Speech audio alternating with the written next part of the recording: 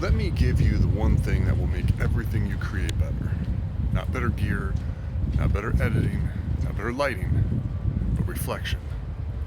If you can reflect through journaling, feedback, or honest self-review, you will outgrow almost everyone who never starts or who starts and never improves.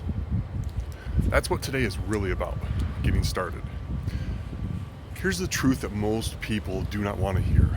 You do not become successful at media creation by waiting until you're ready. You become a successful media creator by showing up before you feel ready. And I know that's true because that's exactly how I started. Years ago, pre-COVID, I had 2 colleagues at the community college I worked at, 2 professors, and a microphone. That's it. We didn't have branding, we didn't have a content strategy, we didn't have an audience. We literally put a Blue Yeti microphone on my desk, sat down, and talked about movies. That became the Because You Watched Star Crash podcast. Was it perfect? No. Was the audio great? Absolutely not. But we started. And more importantly, we learned, and that pattern repeated itself again and again. So when I started the Make It Happen podcast a year ago, it wasn't because everything was figured out. It was because I sat down with someone, hit record, and had a real conversation. That's it. No pressure to be viral, no pressure to be perfect, just curiosity. Consistency. So if you're watching this thinking, I want to be a creator, I want to start a podcast, I want to make videos, here's the first rule. Set the camera up, press record, start talking. That's the whole step. Not buying the best camera, not waiting until you have a studio with perfect lighting, not scripting for 6 and 7 weeks and 6, 7, and never freaking starting, right? You just gotta start. Because here's where people get stuck. They think, what if it's bad? What if nobody watches? What if I sound stupid? What if I look stupid?